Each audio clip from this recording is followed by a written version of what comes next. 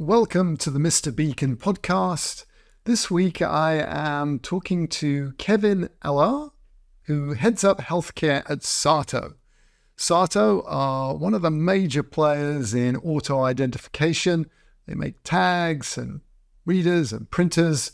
But this is an incredible opportunity to get into the healthcare business. It's a huge opportunity for IoT, for auto ID. And Kevin has been working on this for years and has an incredible understanding. So I learned a huge amount from him in this discussion. And I also had a great conversation about how he ended up as a Frenchman working in Japan and his music tastes, which are really aligned with mine. So one of my most enjoyable discussions, I've had many over the years, and this is our 200th episode. So that is quite a body of interviews. We have spoken to an incredible range of people from many large companies and many small companies, startups. We've probably spoken to over 100 CEOs of startups in the IoT space. We've spoken to Cisco at least 3 times, Aruba a couple of times, the Bluetooth SIG 3 or 4 times, GS1, many other standards bodies, and we've covered all kinds of technologies in this amazing IoT space. I guess the big themes about digital to physical convergence, and we've tried to span the technology, the use cases. I do urge you, if you are getting into this area or you're a veteran and you're looking at another technology or another set of use cases, do look at our back catalog. It's all audio. Most of the episodes were captured on video. If you want to see what the people that are leading these parts of the business look like, that's always something that's kind of given me a kick to actually meet and see leaders in this industry and understand a bit about them and their history. So I do want to thank them. I want to thank the interviewees. I want to thank all the people that have supported us, the folks at AIM, and all the people that have recommended us. But most of all, I want to thank you for being, at the other end of this. And I love meeting people that have listened to or seen a few of our episodes. It gives me a kick, and I really value any input, feedback, requests that you provide us. I have to say that the pace of our episodes has slowed down a little bit in recent weeks. Things have been super busy at Wiliot, and a few of the guests that I really wanted to get on have been reticent to come out and speak publicly about what they're doing. There's a company that is launching Bluetooth beacons into space. So you can actually have a Bluetooth connection from a satellite directly to the home. We want to get them on, and they've agreed to do it, but it's tough to get them to do it. There's some great companies working in circularity at Eon. We want to get them on. So anyone that feels strongly about wanting to learn about something as a company that they think we should be interviewing, let me know. We're always open to that input. So that's enough navel gazing. Thank you again. And now on to the interview with Kevin. I hope you enjoy it.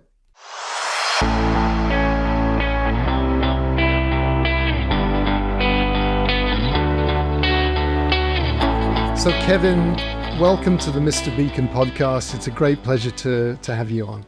Thank you for having me. Appreciate it. SATO, this is the 200th episode of the Mr. Beacon podcast. I can't believe we've been going for so long, and it's great to have someone from SATO on. Your company was very special to me personally. I had started at Wiliot back in 2017, and SATO was one of the very first companies to really believe in what we were doing. You were one of our first customers and also a great partner. You make all sorts of things to do with auto ID. And I think I first met your company at a Cooper conference, the company that does angle of arrival. But I think you're more famous for the printers and the tags, and obviously you work in the healthcare business. So I know I've just scratched the surface here. So maybe we should start this conversation off with you just giving a brief introduction to SATO, the company as a whole, and then you're a leader in the healthcare business, so we'll focus on that later on. But who are SATO? Okay, so SATO is a global auto AIDC company headquartered in Tokyo, Japan.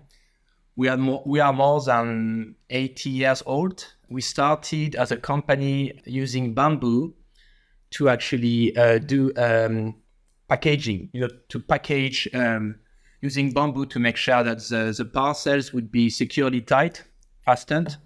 Then we made hand labelers for supermarkets. And then we invented the first thermal printer in the 60s, okay? So we do have a long history of making things. In Japanese, we say monozokuri, which means making things, actually 3D is the translation. So we are a printer vendor, but as you said, we also make tags. So we make standard labels, we make RFID tags, we make Bluetooth tags, and we are becoming more than, I would say, we started as a vendor making printers and tags, and in those recent days, we are more of a global vendor of integrated AIDC solutions. So you're doing software, hardware, tags, the whole thing? Yeah, so I suppose when it comes to software, obviously we do work with partners. So software is not our core business. We do have some capacity to make some middlewares. So we have the ability to facilitate the integration of our solutions with the end user WMS ERP, but we are not a software vendor. Right. So you do middleware, not applications. That would have been a Correct. more accurate way of introducing you. So how big is the company? So the company right now has 5,600 employees worldwide. It's a 1.4 billion USD company worldwide. We've been growing a lot over the last years.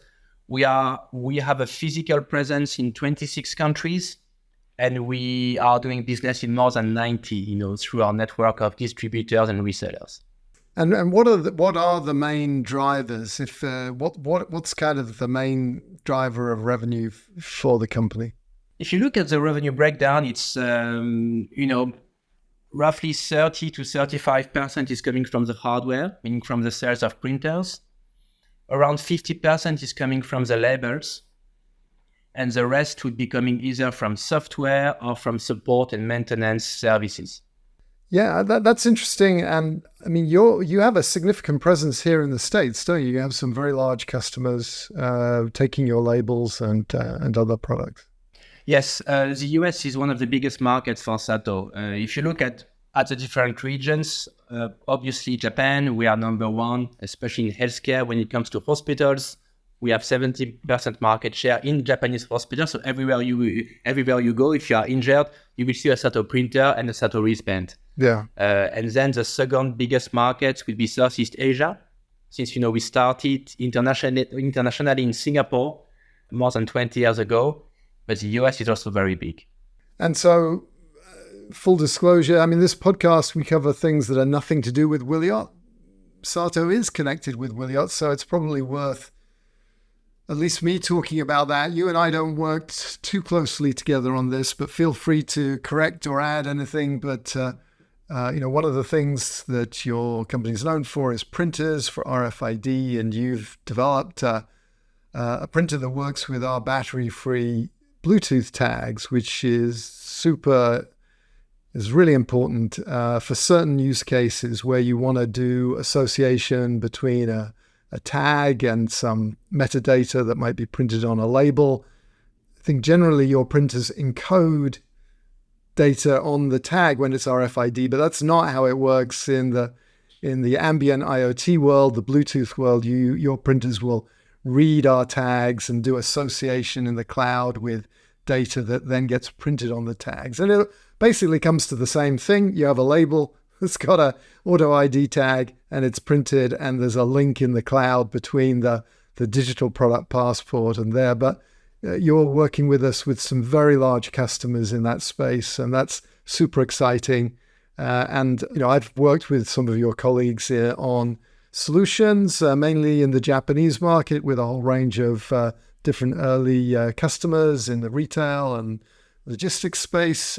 And then there's some other really interesting R&D stuff, which we won't talk about because it's super secret, but it's pretty cool. So that's kind of the, I don't know if there's anything you want to add or correct in that, but that's the, I don't know whether it's an advert, but for anyone that's interested in Wiliot and SATO, that's how we come together. But we're not really going to delve into that for the rest of the call, unless there's anything you want to add. No, that's correct. We have a team who is really working on Wiliot 100% of their time. We are demonstrating Wiliot technologies in our showroom here in Tokyo. So we have a nice showroom where we have a booth where Wiliot and SATO integrated solutions are displayed. Correct. Wonderful. So let's move on to healthcare, which is your main focus. And Kevin, what's your role in the healthcare business? So I'm the vice president of SATO Healthcare, and I'm also in charge of SATO Healthcare Overseas Business Unit. Okay. So what's the difference between those two things? So SATO Healthcare is a company working autonomously inside SATO, within SATO Holdings. So we belong 100% to SATO Holdings, but we have our own P&L, we have our own strategy, and we basically have more freedom. We have roughly 74 employees. Mm-hmm. There are roughly 65, 66 people taking care of the Japanese domestic market, okay, which is roughly for us 105 million USD in terms of revenue for healthcare. Mm-hmm. And there's a team of a little bit less than 10 people doing overseas. So I'm the head of this team. Overseas in healthcare, we make roughly 30 million USD. Okay. All right. And we really started doing overseas healthcare seriously, I would say 6 to 8 years ago. Before it was something we would be leaving to the SATO local subsidiaries. Now we try to coordinate a global strategy from Tokyo.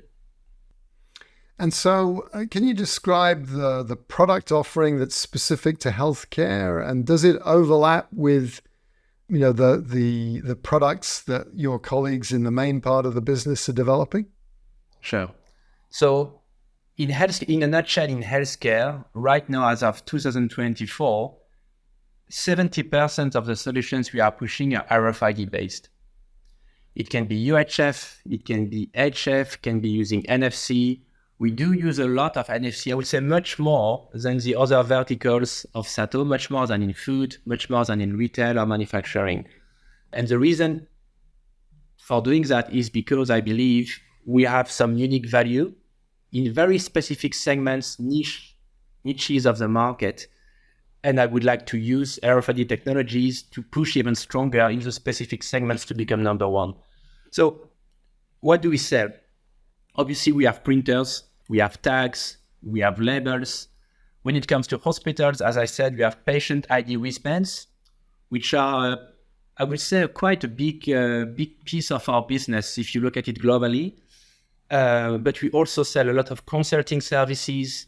We do a lot of pre-sales. We do more and more software, and that's something which is different compared to the standard SATO. And the reason I can explain later is we have acquired one company called Magellan Technology in 2013, which has invented a technology called PGM RFID. And this company had software, okay, for very specific segments of the market. So we ended up selling their software, which is now SATO software, and we keep on developing and improving this software over the years.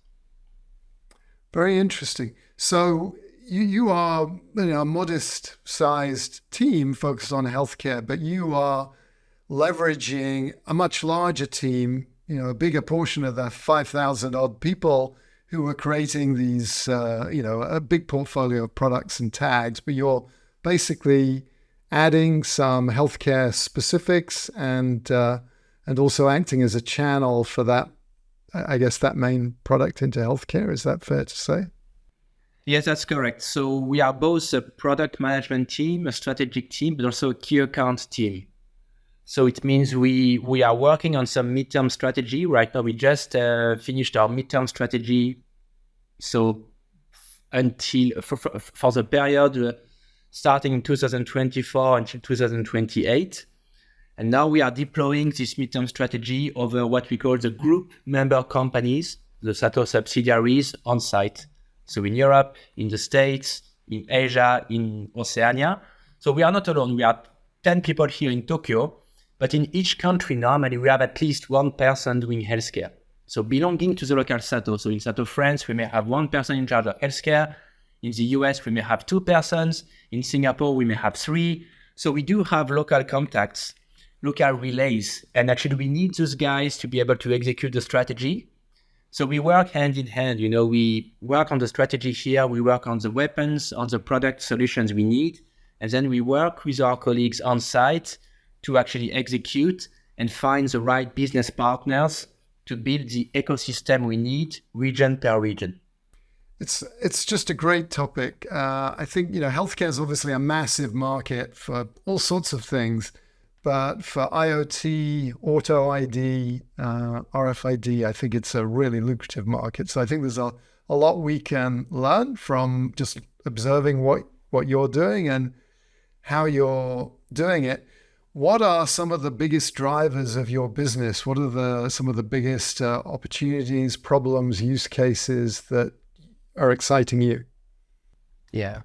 So we have chosen to focus our strengths, to put strengths and efforts in 3 specific segments.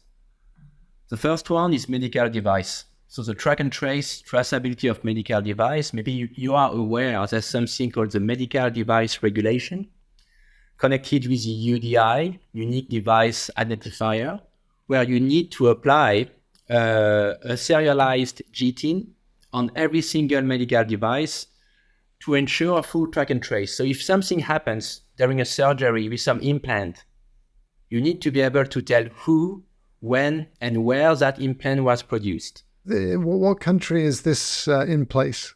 It's already on. It's already on in the States. It's on in Europe for medical device class 3. It's in China. It's in Singapore. In most of countries in the world, it's on already. Now it depends based on the class of the medical device. When it comes to class 3, which is the most advanced, typically would be implantable devices. When you have a knee, when you have a hip surgery, stuff which the surgeon would put inside your body. This is highly regulated, okay? When it comes to class 2 or 1, depending on the country, it's not on yet, okay? So we try to basically use the regulation and provide something our customer need to be compliant with the MDR, with the medical device regulation, with UDI, while allowing our customer to save time and money. And we do that very often using RFID. So we have a lot of RFID solutions for the medical device traceability. And what are examples of class 1 and class 2 devices? Class 1 can be something like a surgery sponge, like a sponge that you would use during a surgery to absorb the blood of a patient. Something as simple as that. It really depends. Normally, this is regulated by the FDA in the States, by the European Commission in Europe. You do have equivalents also. If you go to China, if you go to India, you also have local equivalents. Yeah. I guess the most important thing is when it comes to medical device, everything you do, everything you put on the label, everything you encode onto the tag memory needs to answer to some specific rules. And customers very often do not know. So, let's say that if they need to encode a full serialized global trade item number, they need quite a big memory. And sometimes they don't know that, so they're asking us, okay, should I do a full encoding using the user memory? Do I need a lot of bits to do the encoding? Could I just use, the UID, the TID of the tag and do a lockup, putting the rest of the data in some online cloud database? So we have a lot of those inquiries in SATO. Very interesting. So I have a GS1 serial GTIN, this digital passport number, which is allocated to each of these. And then you can have use that as a lookup. What are the cloud systems that you typically store the more detailed information, the historic information? Presumably, you want to know when the thing was manufactured and how it got to where it got to? Where's that stored? So it really depends on each business case. When it comes to, so when you have a project with a medical device vendor, normally everything is stored at the ERP of our customer. So let's say we have a big project with a medical device implants vendor. You have some big names out there using our solutions. They would just choose to encode the minimum on the tag, or sometimes not even encoding anything. Could be just using, as I said, the UID, and then do a lookup, and then they would put all the product code, lot number, expiration date onto the cloud, and which would be their ERP. We also have the possibility to facilitate this. So we have our own middleware. So being able to, control all the flows of data coming from our readers and export them in a clean way to the ERP of the customer. So we just give them the data they need to see in a format that their ERP, so JD Edwards or SAP, will be able to understand. So, I would call what you just described a serialization platform. Is that how you would describe it? Yes, that's what we are saying it here. So, I think that's very interesting to hear about. And then I was going to ask you, so who are the main ERP systems that you find being used in the healthcare market? So normally there are three. When it comes to medical device, you have JD Edwards Oracle, that's number one, SAP, S4HANA, SAP, and the last one would be Microsoft Dynamics. Those are the three I've seen in my career. I would say 90% of the time when you have a new project, especially in Europe or even in the States, are not going to be either JD or SAP. So we started to gain some experience, interfacing with those ERPs. And, it depends. If it's SAP or JD, we are normally able to interface in-house. So we have a team in Australia who is able to interface with those standard ERPs in 2-3 weeks. Okay, it's totally possible. If it's something a little bit more exotic, we may ask a local system integrator to work with us and to work on this integration part. To what degree are these ERP systems designed to support the serialization of inventory? And do they have all the data structures there naturally or not? Yes. So when it comes to serialization, yes, it's done. It's in already. What they don't have is RFID. So the ability to import a batch of serialized item codes in a very quick way. There's no native support for RFID in JDE, in SAP, or in Microsoft Dynamics. So we have a few ways of doing it.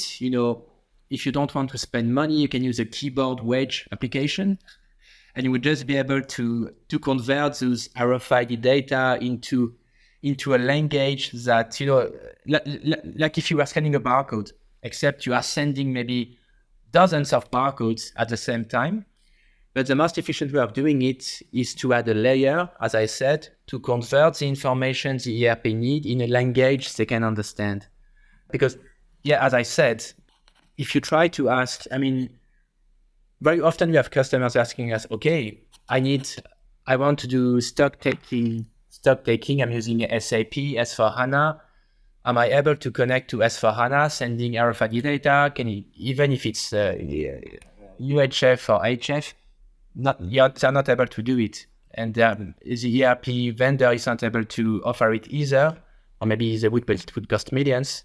So normally we offer middleware. Another way is to use dedicated software. So we are partnering also with other companies like Chainlane, who also specialize in this kind of stock taking. They have their own software, and they also have expertise interfacing with ERPs or WMS. So it's another way of doing it. And so you highlighted this as, the first of one of the main use cases. Where are we in the evolution of adoption of this? So there's some regulation, and it sounds like you're selling kind of a beyond compliance solution. Yes, you comply, but then whilst you're doing it, then here's all the other business benefits. Has everyone kind of rolled this out? Is everyone complied, ready, or is this just the beginning? Everybody normally should be compliant now with the MDR and UDI in the States and in Europe. A clock is really ticking, so if they're not compliant, they should really hurry.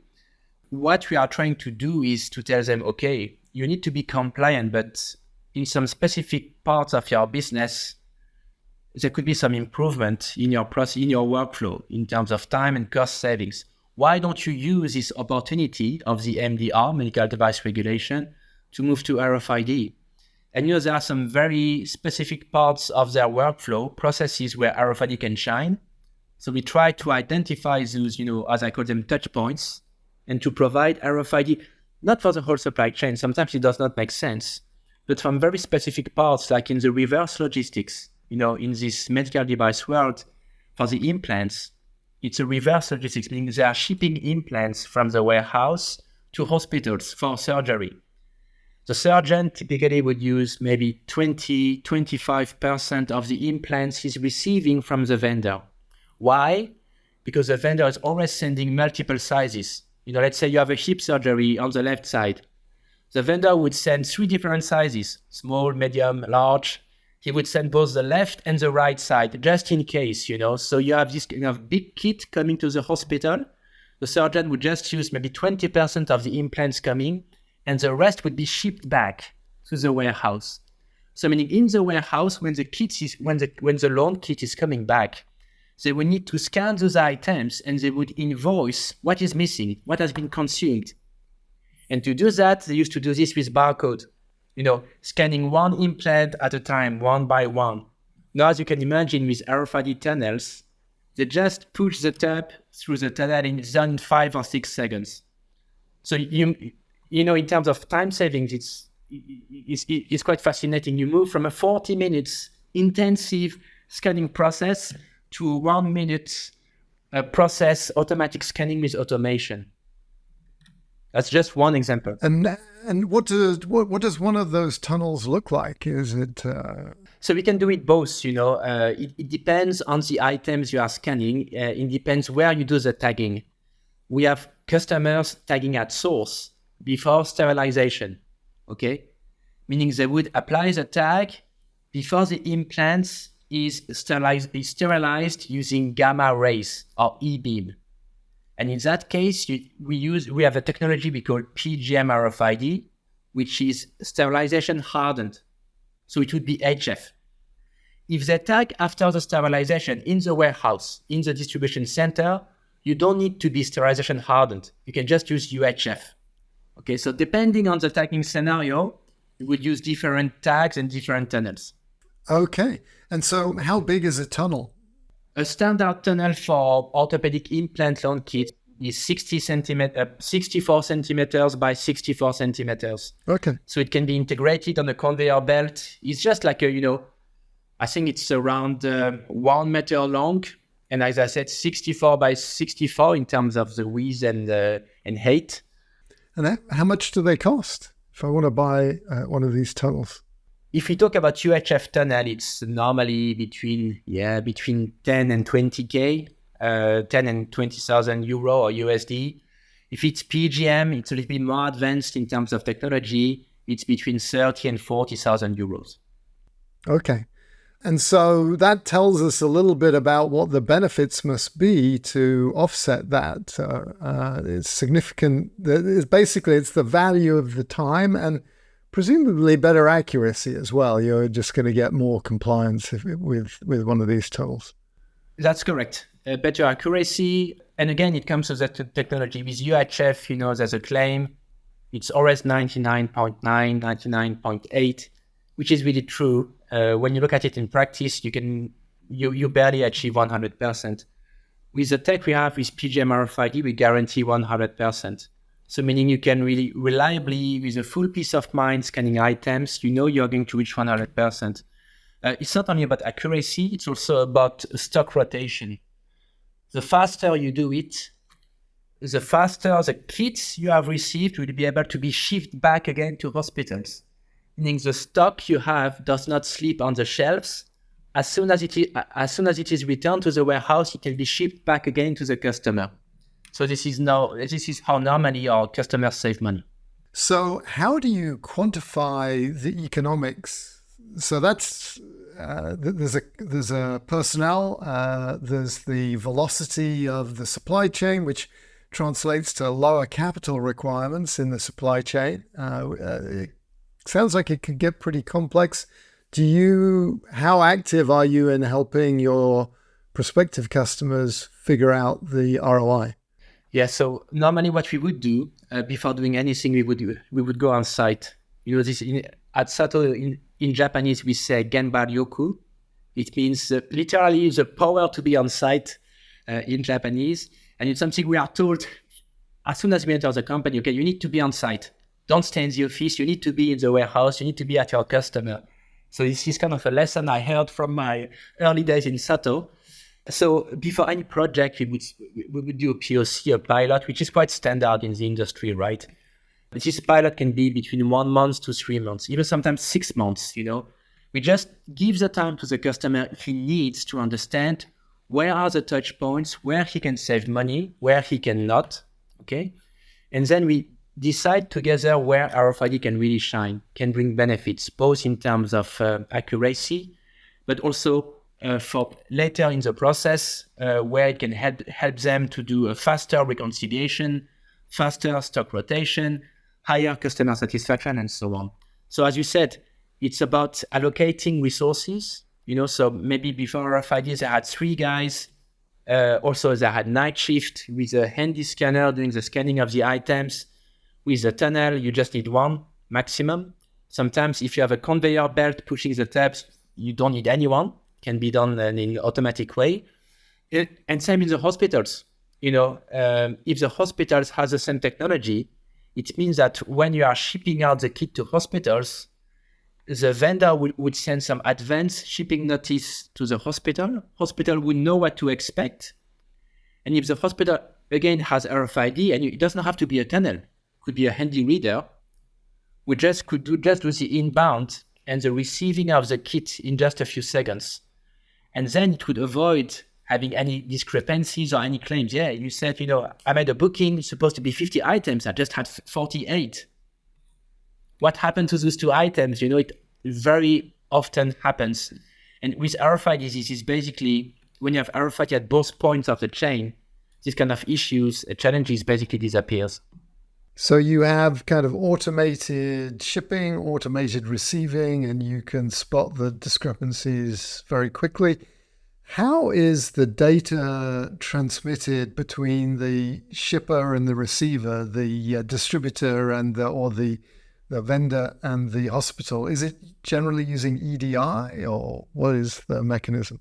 It's something even easier. So what we have in Australia is we offer solutions for both the vendor and to the hospital. So we have a solution for the vendor in the warehouse. So it's like a WMS. It's like a RFID enhanced WMS that we use for booking of those long kits. And we have something very similar for hospitals to be able to receive the kits and send them back to the hospitals. Both softwares are connected, meaning every time so let's say if the vendor is shipping something with our software from the warehouse, at the other side of the chain, the hospital would get some, as I said, advanced shipping notice. Okay, it can be done by email, can be done using by cloud, can be HTTP post. It does not matter, right? But you would get this advanced shipping notice, and then automatically, once he receives the kit, some confirmation would be sent to the vendor. Okay, so it's a loop. There's no leak of information, basically. But these are 2 different companies. Do they both have to use your software? Because, one, yes. Maybe the distributor has their own warehouse management system. So how does that work? So you're basically providing the glue between the shipper and the receiver. And they're happy with that? They don't want to use their own EPCIS or EDI or whatever? So, the software we are providing can basically work hand in hand with the customer, with the vendor WMS. So it means they don't need to replace their WMS by SATOs to be able to use RFID. If they want, it can really work only in the background, just pushing data to their WMS. Okay. If you want to have that loop, indeed, the hospital needs to use the SATO software. Okay.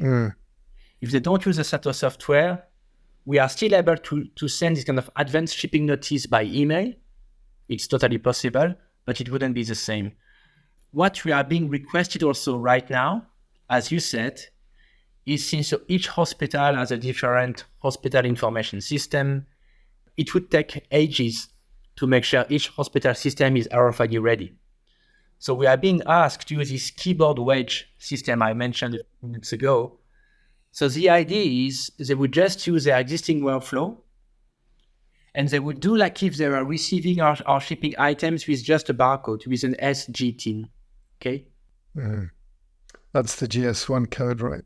Yes, except they would just be using RFID, but this keyboard wedge will be converting the RFID information into the proper format the software at the hospital understands.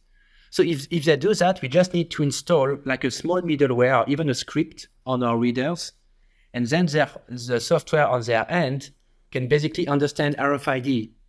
So it's not a solution allowing you to unleash the full benefits of RFID, but it's allowing you, to be able to understand codes in a batch format. So it's not a one by one. You can just put a whole box containing codes, item codes, and this would be uploaded onto the hospital system. And the hospital system, you mentioned HIS, Hospital Information System. Is that the same as the ERP system, or is this a different variety of software package? No, it's a different variety of software. You do have many in the hospital. That's one of the challenges we have. When it comes to wristbands, you have patient administration system. When it comes to X-ray, radio, you have the PACS. It's all of those software normally use the HL7 protocol to be interconnected in the hospital. So if it's happening in the hospital, it's okay. If it's a third party doing business with the hospital, it's a different story. Okay. So right now, as of today, there's no interconnection between, let's say, hospital will be getting implants, There's no connection between at least no electronic connection between the SGTIN number on the implants to the patient electronic medical record. Mm-hmm. This needs to be associated locally by the hospital. Okay. So when we tag at SATO orthopedic implants for those vendors, we just put information related to the implant itself. There's no interconnection to the patient medical record yet. And then the other big software block in this architecture diagram I'm building in my head is the warehouse management system, which the distributor might have. Typically, what are those? Who are the main vendors for those systems? It depends. If it's a really big company, they may have a module in the ERP. So they may be using SAP or JD in the warehouse. They may have also local WMS, or local warehouse management system, if it's a small company. So it's really a case-by-case topic. There's no one single model fits it all. It needs to be defined as a scope during the pilot, during the POC. Well, I mean, even for our conversation, I've already see why you need a dedicated healthcare business unit within a company like SATO. There's a lot of legislative, custom software, very specific use cases, ROI. So I can see why you have the job you have, and this seems like there's a lot that you have to do. What are the other major use cases that are driving your business? We've really focused on this, the tracking and tracing of devices, but you mentioned people, the wristbands. Is that big as well? Or? Yes. So we have two other segments on top medical device. The first one is blood components traceability. And the third one is people, indeed. And by people, I mean patient wristband and patient sample and specimen. So yeah, I mean, starting with blood is kind of a niche market. RFID is barely used by any blood centers worldwide, by any blood banks. You just have just have a few global players able to offer traceability for blood components worldwide. SATO is one of those. The tricky thing with blood is obviously it's liquids, so you cannot use a good old UHF. That's why we use this our technology called PGM RFID, working very nicely around liquids. And this is the high frequency as yes, opposed that's to high frequency. ultra high. Correct. Yeah. Okay, so that kind of propagates better in those environments? That's correct, yes. Okay. It's also actually the standard which is recommended by the ICCBBA. The ICCBBA is like GS1 when it comes to blood. It's emitting standards and giving recommendations, guidelines on how blood should be traced.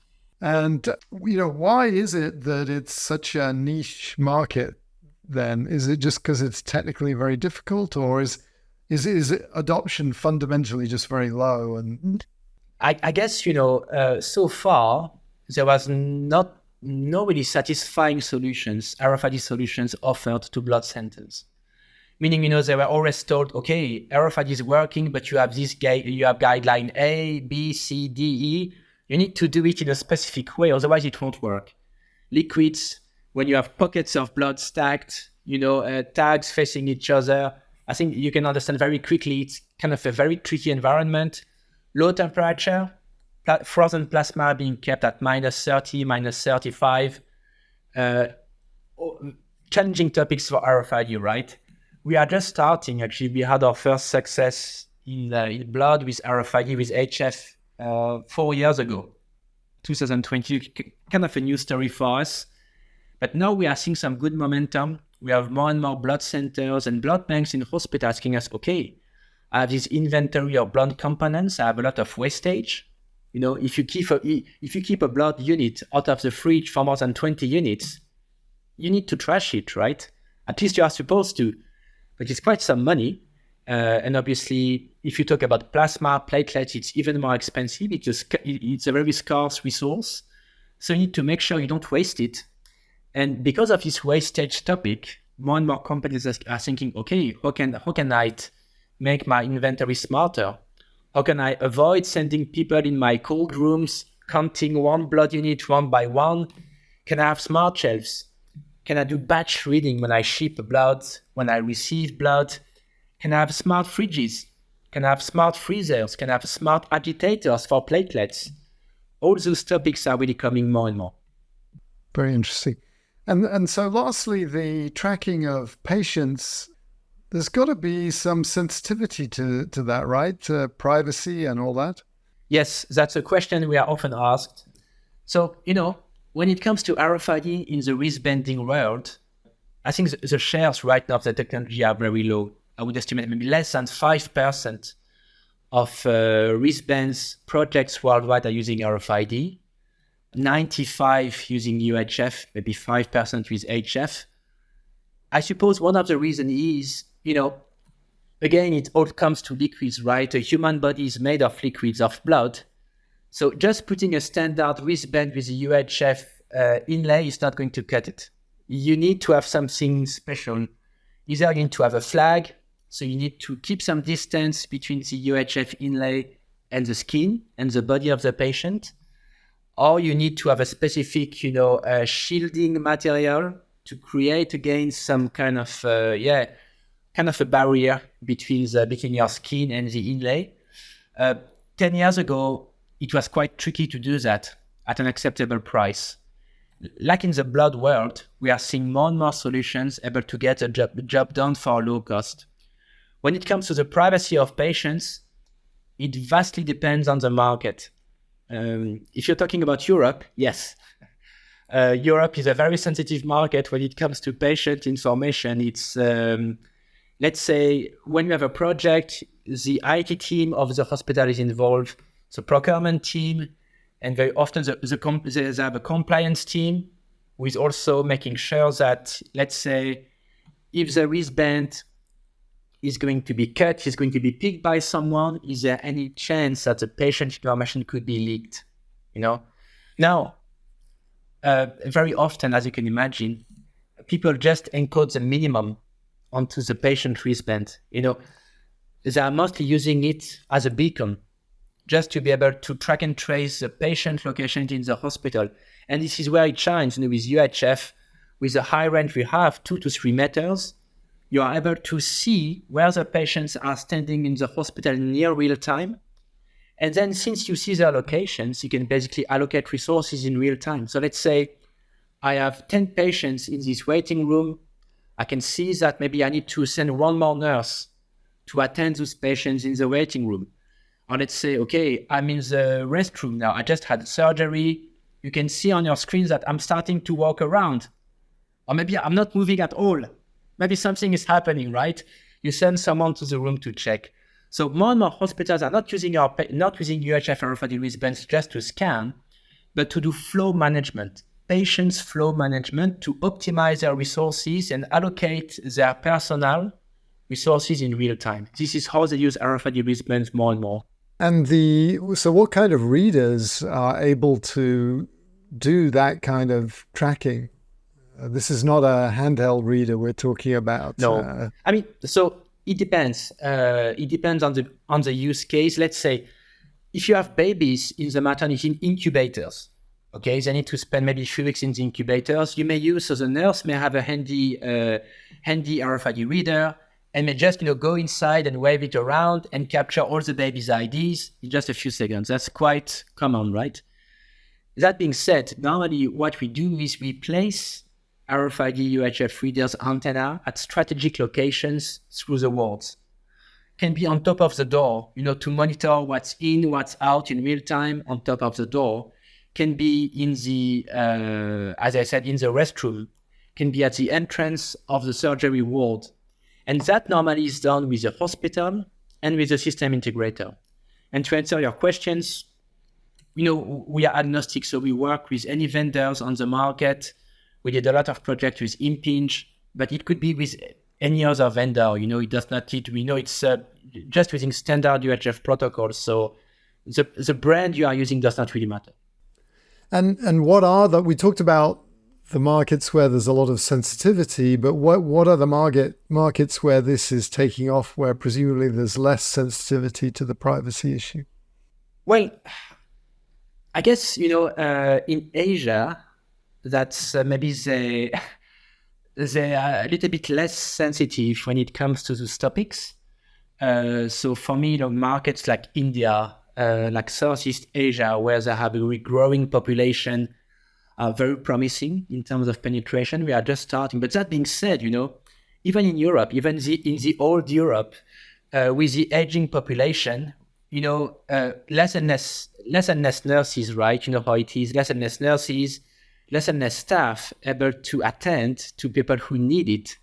So, being able to track and trace patients needing care, old patients, or maybe, patients from the geriatrics world, from the psychiatry world in real time is not a bad idea, especially when you are struggling to get people working for your clinic. So, I said India and Southeast Asia, but honestly, we have projects also in Europe. We had requests from India, from Southeast Asia, even in Japan, it's starting to take off. So I think for me, if we do it well, and if you manage to get the price down even lower in the coming months and years, could just be replacing what we know, what we now have with a barcode wristband. Yes. So what is the sensitivity to privacy in Japan relative to, say, the European Union? So actually, when it comes to Japan, I was a bit surprised myself, but that was one of the first countries using RFID wristbands. More than 10 years ago, we are working with a few universities here, and we had some university professors, doctors, working with us hand in hand. It was HF back in the day, to have the first case study in Japan using a SATO HF wristband. And that was, I guess, 12 years ago in Niigata University, not in Tokyo, in Niigata University. So, I guess even in Japan, it's a very pragmatic market. If something is working, they will definitely go for it.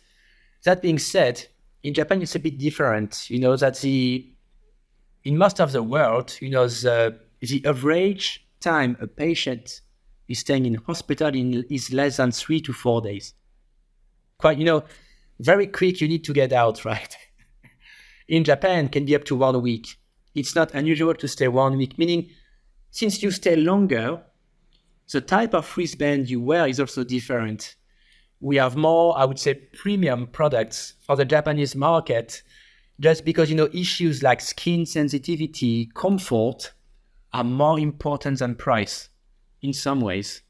So in the rest of the world, price is very important. There's a big competition when it comes to wristbands. In Japan, it's the only market in the world where price is important, yes, for sure, but the comfort of the patient and the ability to say that, yes, with our products, it has been ISO tested for, skin irritation, cytotoxicity, you won't get any issues. Saying that is even more important. Interesting.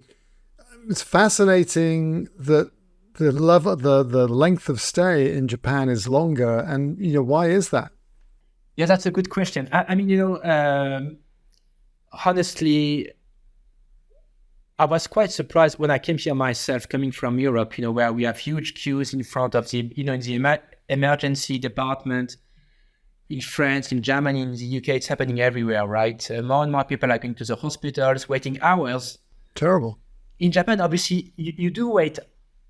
You do wait. It's not instant, but I feel I've seen many more nurses in a Japanese hospital, so I feel I'm being attended, I'm being taken care of. I think they just allocate more money in people. You see that everywhere. You see that in a hospital, you see that in a restaurant, you see that when you go shopping, you have just more staff able to serve you and to give you a service. And it's the same in a hospital. I think it's just a mindset difference. It's a culture change, something we don't have overseas, or maybe in some countries in Asia, like South Korea, where it's quite similar. But it is the only country in the world where, going to hospital in Japan, I feel totally safe. And the reason is I know there's always a nurse nearby. I'm never left unattended like I could be in France or in Germany for more than 30 minutes. People will check on me, asking how I'm doing, actually scanning my wristband. Many countries in Europe, I've had wristband without even being scanned a single time. In Japan, it does not happen. You wear a wristband, you are being scanned, every hour at least. Mindset difference, I guess. Very impressive. So I guess we should wrap up soon. I had just a couple of questions in my mind. One is what you've described is there's a lot there that you and your team have to build. How long has it taken you to get to where you've got to? This is not an overnight thing. You've kind of described an evolution of the market, but I'm assuming there's an evolution within SATO to build everything that you've described. Yeah, I suppose when you do healthcare, you are dealing with topics which are not common in the IDC world, and obviously, I myself feel it more exciting because in everything we do, there's a patient safety at stake. So, it's not like if selling a can of carrots and beans.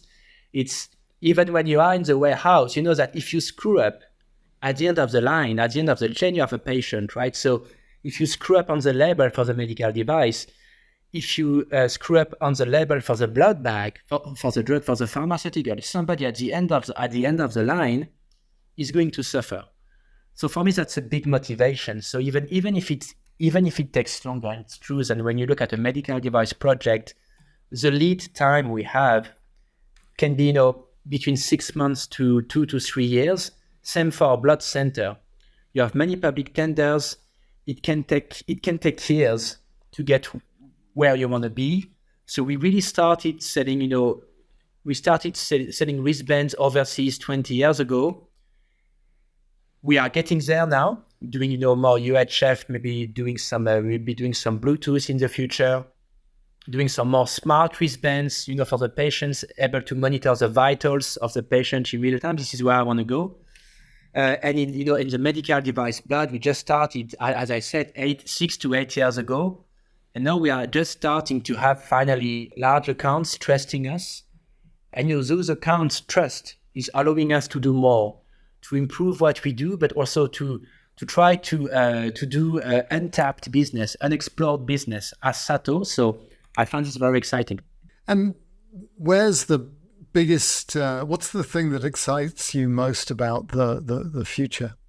I think we're going to have major challenges, as a French guy myself, major challenges in our countries when it comes to the aging population. As I said, being able to provide a remote care, so being able to treat patients at home, nursing, treating patients at home, while ensuring full traceability, meaning, if you get a prescription for medication, our job, I believe, is to make sure that you as a patient is taking your medication, and you give some automatic feedback to the pharmacy, to the hospital. So we need to ensure a proper bi-directional communication between the patient and the care provider. So there's a lot of things to do when it comes to remote nursing, remote care. And I believe, AIDC solutions, Bluetooth, NFC, UHF can really shine, but we need to make it more user-friendly. Right now, it's very much industrial. You need to be in the world. You need to understand, okay, RFID, how does it work? Data coding, how does it work? It's too complicated. Yes. You cannot ask a 65, 70 years patient to understand. It needs to be plug and play. And I believe this is where we need to make the effort. We need to be easier to use. And only then we will really have something we can benefit to the whole society. It's not the case yet. Wouldn't you know, there was one question I was meaning to ask you. I've got to ask you. It doesn't fit neatly, but it's, so obviously I'm interested in beyond RFID, and I was really pleased to hear you talk about Bluetooth, but you said that NFC in particular is finding a place. And, NFC in payments, massive in the United States. NFC as an auto ID technology really has never taken off in the United States, more so in Europe. But what is it that you're seeing in healthcare with that technology? So we do a lot of hybrid. We do a lot of hybrid tags. The tags, the HF tags we sell for blood bags and orthopedic implants are also NFC ready. Meaning that in a hospital, even if you are not equipped with an RFID reader, you'd be able to check on the fly an implant, a blood bag with your smartphone. And most people will know this, but when we say NFC, we mean near-field communications. And this is basically taking any smartphone and being able to tap and having that tap experience. And sometimes we look at that as a limitation. Oh, I have to tap in order to see the information that's associated with this bottle of champagne. In the early days of NFC, there was a lot of, let's put NFC on booze. And I don't know whether that's taken off. It always seemed a bit of a stretch to me.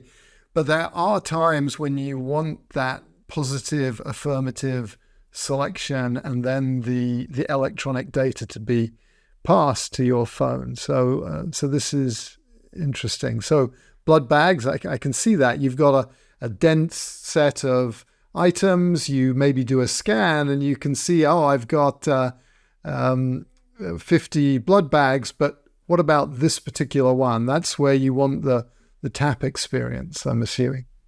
You can even imagine in the future, where I would like to go is imagine with just a smartphone, you have a blood bag laying around, okay? It has been on somewhere. You don't know where it's coming from.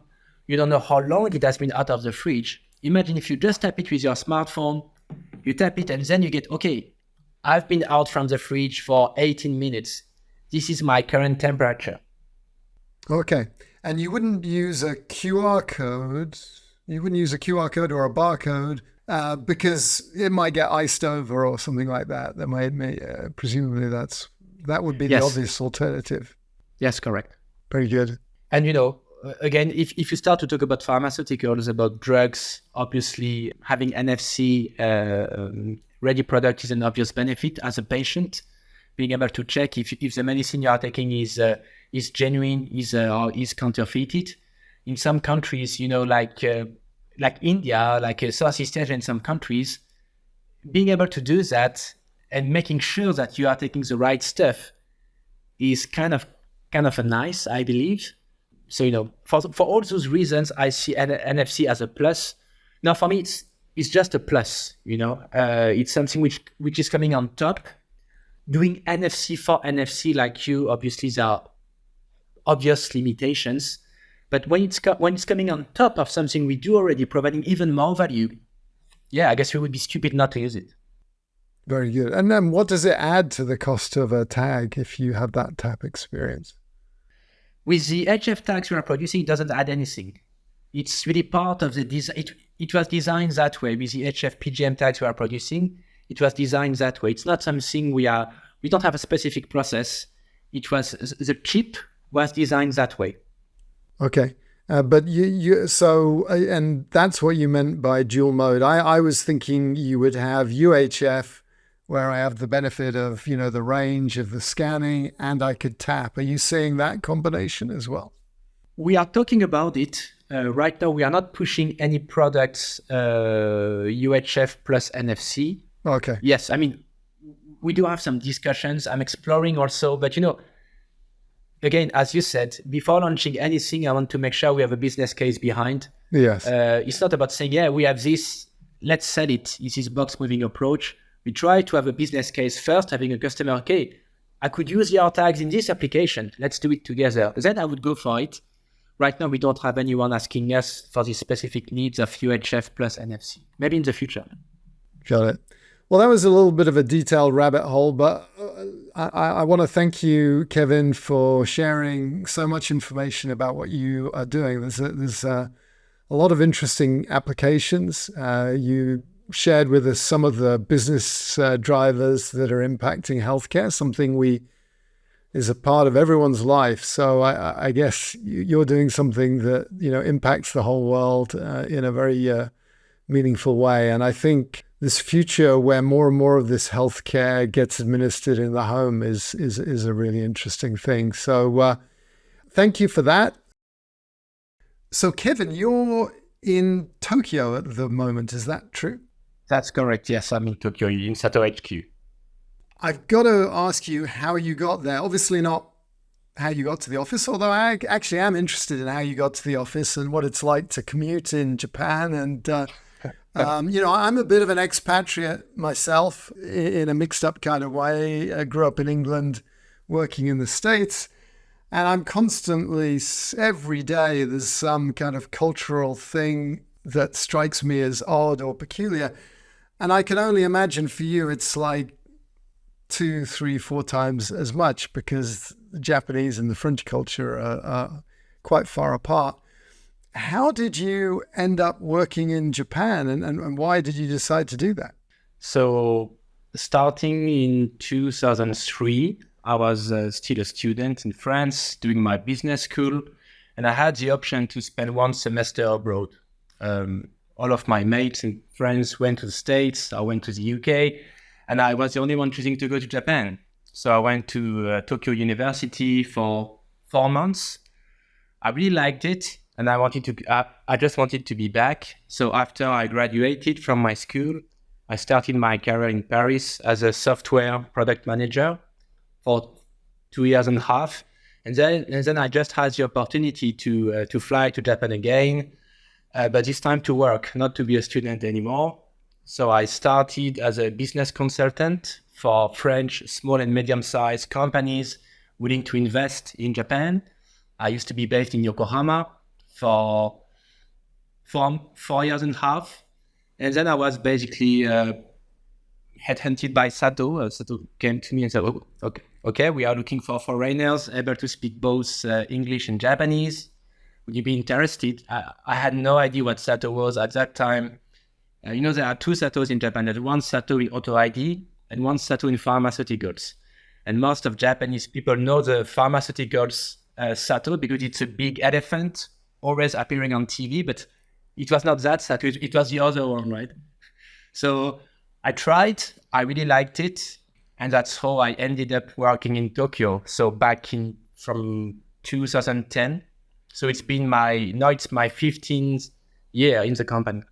So what was it that appealed to you about Japanese culture and being in Japan so much? Well, obviously, I could give you the serious answer saying it was a culture and it was a history, but no, it was actually the manga and the games when I was young, right? When I was 16, 17. Really? Okay. Yeah. But then that being said, when I was really here, when I took some time to explore the country, to meet people, I just discovered a culture which was the opposite of the one I was used to in France, as you said.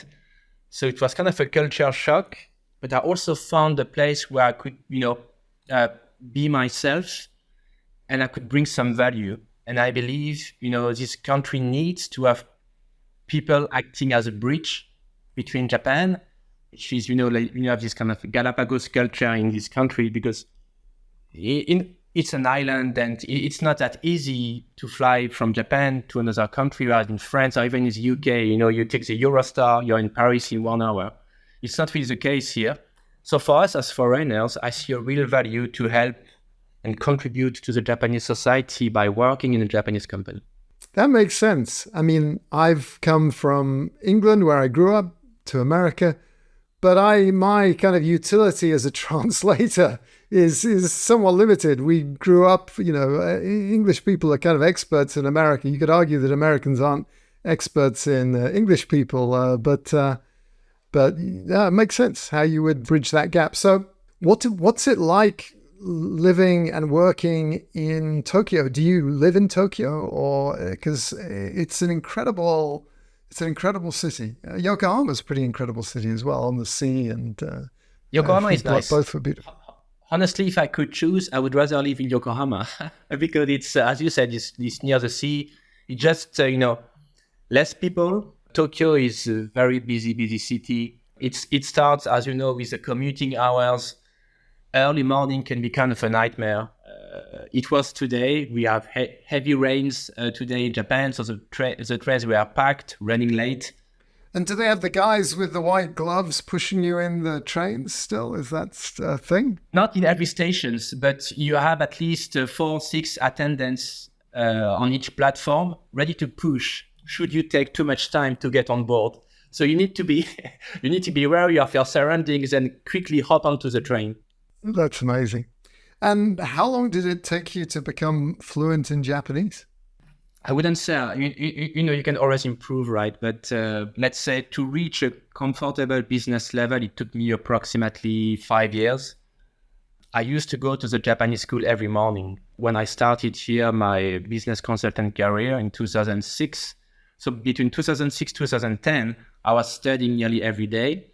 And then my chance, I don't know if it was a chance, but my boss did not speak any English. So if I wanted to make my voice heard in the company, I needed to use Japanese. And I guess, when you report in Japanese every day, when you are in meetings again and again, you just have to do it, right? Otherwise you cannot survive. So 4 to 5 years to be comfortable in SATO.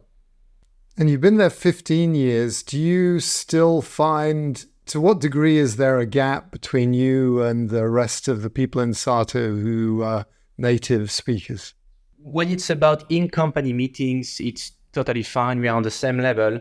When we meet a local customer, let's say we meet a customer from Kansai area, which is from Osaka or Kobe, if they use a different dialect, I may miss a few words or I may not be able to get some nuance they have in specific sentences. And then my colleague will need to explain to me, no, actually she meant that. So even if he said yes, it was no.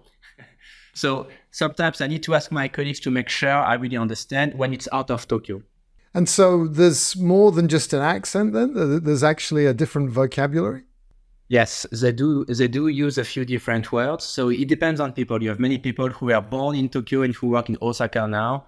But yes, sometimes they use some kind of dialect. So if you are not used to it, it can be a bit surprising first. Well, amazing. I feel like I could talk to you all day about this. I've always been fascinated by Japan. First time I went was on my dime. My wife and I, one of the first things we did as a couple was we kind of toured around the country, and it was awesome, but expensive. So let's go to our regular warm-up questions. I feel like I've already got to know you a bit, but let's talk about what three songs, or what's the first of your three songs that are memorable to you and why? Okay, so the first one was easy. My favorite band is from the UK. It's an old band called Electric Light Orchestra. Oh, amazing. I'm sure you know that one. Oh, yeah. I could I've got a Peter Frampton behind me, but it could easily have been Out of the Blue Electric Light Orchestra. So, yeah. So, yeah, since you're saying Out of the Blue, my favorite song is Mr. Blue Sky from Hello.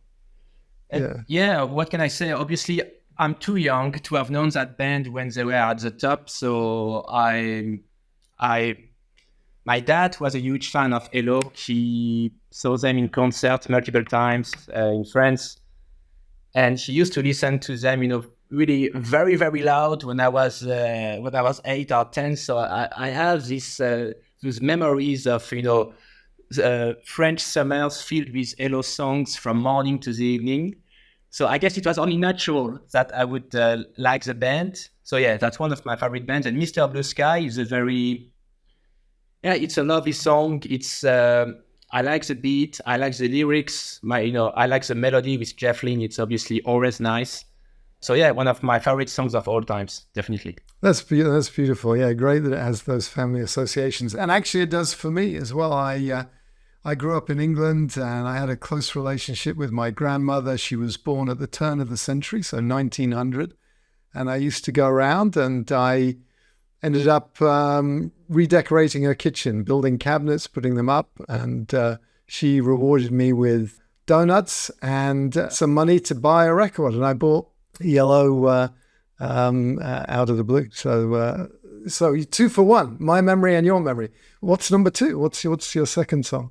Number 2 is from the US. It's quite kind of oldies as well, because I'm going to give you the Beach Boys. And I've picked Good Vibrations, which is, according to me, one of the best songs ever written. Brian Wilson, genius. Yes. Good Vibrations is something which I had never heard before. Again, the lyrics, the harmony, the way all the Beach Boys voices are, joining together and raising again and again. It's something I had never heard before. And it was used in the 80s in many commercials across Europe, in France. So this is how I knew the song. I think it was used for some commercial for some Chrysler car. So I kept hearing it again and again, and I asked my dad, and obviously he knew it, and he had all the CDs, all the records of the Beach Boys, and so this is how I found out about them. And I saw them in concert in Paris in 1995 or 96, when I was 15 or 16, I believe, yeah. Amazing. Well, I this is supposed to be about you, but not about me, but I always find this so fun when there's an affinity. So I saw them during COVID, not the full band. Obviously, they've somewhat diminished. Brian Wilson wasn't part of it, but it was still an amazing. I mean, I remember dancing, everyone basically listening from their cars because it was a car concert, and that was so cool. But the thing that really struck me was how much this kind of competition and respect between them and the Beatles, and how Brian Wilson and Paul McCartney and John Lennon, they were aware of each other and they were competing. And, Pet Sounds, which I think Good Vibrations is on Pet Sounds, was kind of like that, and Sgt. Pepper were in competition. So, yes. So cool. I love your taste in music. I can't wait to hear what number 3 is. What is it? So number 3, I had to pick one French artist, right? And I chose Charles Aznavour. It's a song he wrote in the 70s called She. So it was written in English. It was reused many times. It was sung by Elvis Costello. Maybe you remember in the movie Notting Hill. It was, I think, the ending song for the credits. And the reason I chose it is because I used that song for my wedding. So it has kind of personal connection to my own life. And I just found, again, it's a beautiful song. It's beautifully sung by Charles Aznavour. What can I say? It's, again, a lovely song. And the Elvis Costello version is great as well. He's an amazing artist, and that was. I have to say, the ELO and the She. I remember that being in the top of the British charts when it came out, and I was a kid at the time. But very good. Well, Kevin, I really enjoyed that. Thank you so much for sharing a bit about your career and your musical memories, and for coming on the show. Thanks a lot. Sure. Thank you. Thank you so much.